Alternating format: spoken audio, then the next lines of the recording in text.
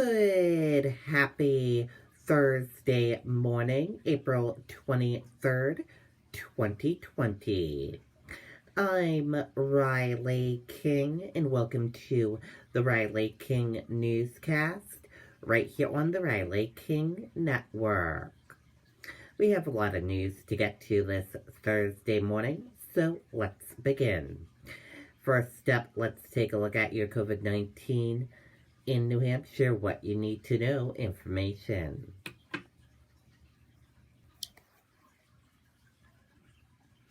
And here is a look at that COVID-19 in New Hampshire, what you need to know information. There are 1,588 number of people in New Hampshire who have tested positive for COVID-19. 840,340 number of people in the United States have tested positive. 48 number of deaths from COVID-19 in New Hampshire. 213 number of people who have been hospitalized with COVID-19 in New Hampshire. And 46,560 number of deaths from COVID-19 in the United States. This map of New Hampshire shows you where the cases of COVID-19 are in towns and cities of New Hampshire. In Barrington, 5 to 9 cases of COVID-19. In this chart here, new cases each day in New Hampshire. In the purple, daily new positive COVID-19 cases. In the orange, new hospitalizations. And in the red are the deaths. And then this chart here shows you cases by age groups. And then it shows you the sex. This is how many cases are in females and how many cases are in males. And the risk factors.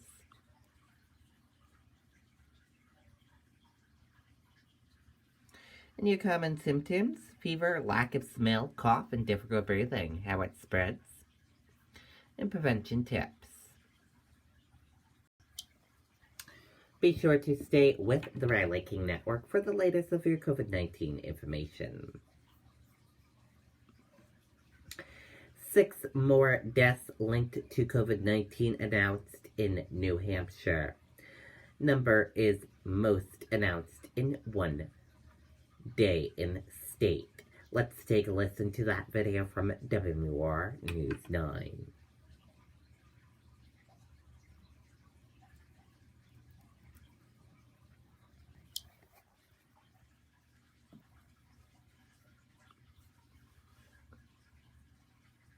Beltate's building supply has been classified an essential business, and we take this responsibility very seriously. Now you have the option to place your orders via phone or email to orders@beltates.com for free delivery or curbside pickup. Stay safe because you matter to us.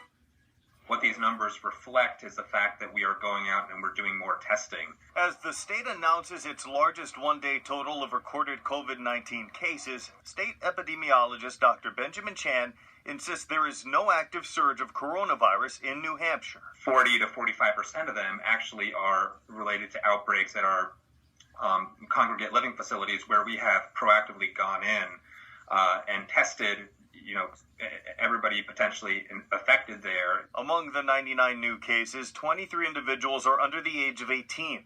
DHHS says many of those people were infected in an outbreak at a disability care facility for youth. Those who are of an older age or with multiple chronic medical conditions are more susceptible to severe infections with COVID-19. But we know certainly that younger individuals, children, teenagers can be infected. And I think some of the numbers today demonstrate that. Sadly, 6 more individuals passed away, bringing the state's death toll to 48. Chan says 4 out of the 6 were associated with long-term care facilities.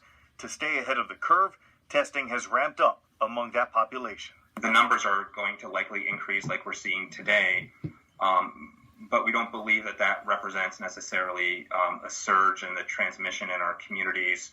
And Dr. Chan stresses that the primary way to combat the spread of coronavirus is social distancing.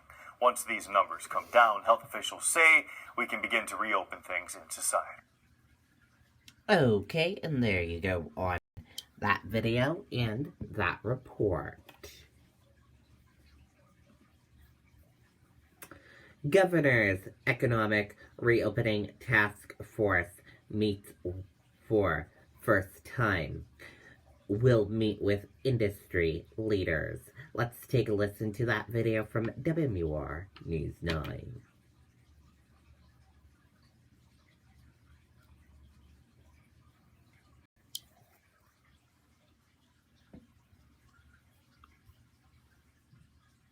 Chapel Tractor has been in our family since 1955, when great-grandfather Pearlie and grandfather George decided to sell tractors out of their barn, with a work ethic geared towards customer satisfaction and loyalty. A lot has changed since then, but we still have a commitment to treating 19 people, from state lawmakers to private sector business leaders, will be spending weeks considering ways for New Hampshire's economy to begin a phased approach to reopening. The goal of this task force will be to craft a unique New Hampshire approach. The governor also determining some sectors as an immediate priority, including summer camps, boys and girls clubs, and summer programming for children, so people returning to work will have adequate child care, as well as health care, and when that sector can safely resume normal functions. All decisions will be based on public health and must take into account critical questions, including how businesses will maintain social distancing, disinfecting shared spaces, proper use and availability of PPE, and policies on monitoring and keeping sick people home from work. We have to make sure that the people want and are able to go back to work, and they have to feel safe going back to work. Each day from 3 to 5 p.m., the task force will hear from leaders in different sectors.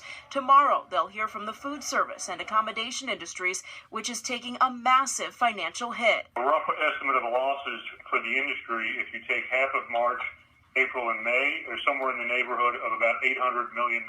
And they're not alone. In the coming weeks, the task force will also hear from retail, manufacturing, recreation, healthcare, and more. Now, that task force also creating an email for industry groups and others to submit their comments and questions. That is running at the bottom of your screen right now. It is nhreopen@nheconomy.com. Live in Manchester, I'm Charisse LeClaire, WMUR News 9. Okay, and there you go on that video and that report.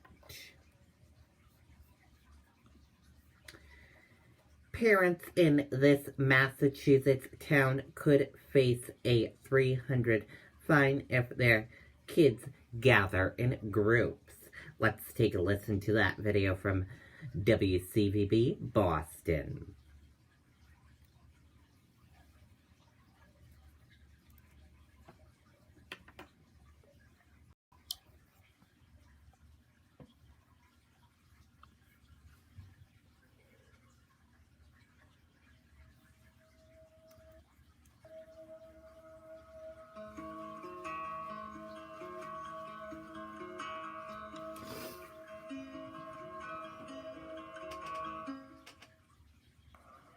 Good morning, Doug. Chelsea is suffering twofold. First, there's the financial toll with so many people out of work, and that has led to some of these food distribution sites that we see all around the community. But also the disease itself is spreading quickly in this densely populated community. Take a look at the latest numbers in Chelsea. The infection rate here jumped to more than 3,800 per 100,000 residents. That's with nearly 1,500 new cases reported yesterday. That is the highest rate in the state and the highest by a large margin. The city manager tells the Boston Herald the situation is devastating. The second highest infection rate is in Brockton, where a curfew is in place and parks are shut down and blocked off. The number of cases there jumped to nearly 1,800. 94 people have now died in Brockton. The mayor telling the Herald he is frustrated that some people are still not obeying social distancing guidelines and putting others at risk. Other communities that are seeing increases, Lowell, where the infection rate doubled, along with Danvers, Everett, Lawrence, Revere, and Lynn. You can get a full snapshot of the state, town by city, city by town, on our website and also on the WCVB app. Live in Chelsea, Sarah Conji, WCVB News Center 5. Okay, and there you go on that video and that report.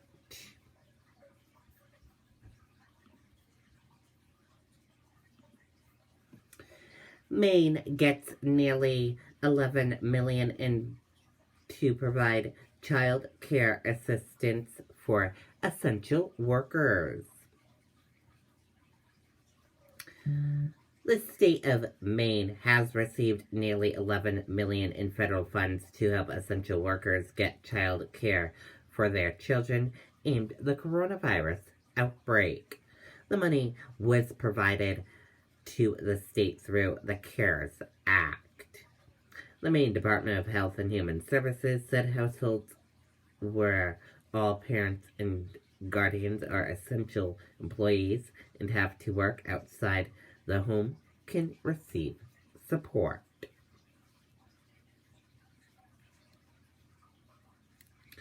The money will be paid directly on their behalf to their child care provider.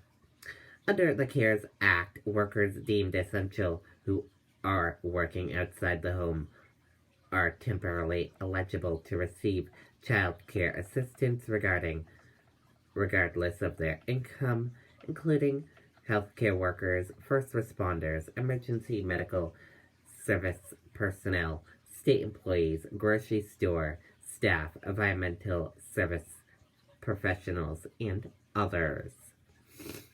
The state said nearly 2,000 providers will also receive a one-time stipend based on their capacity and exist of their current operations.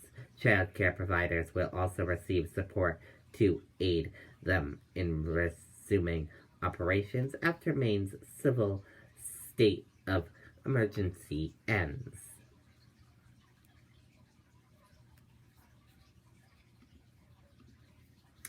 U.S. stock futures pause as investors discuss oil turbulence and await jobless claims.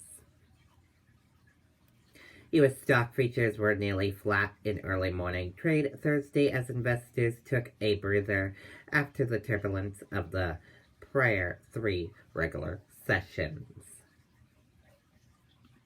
And here is what Donald Trump said at his press briefing yesterday. Beautiful to watch states lift restrictions. Let's take a look at that video from ABC News.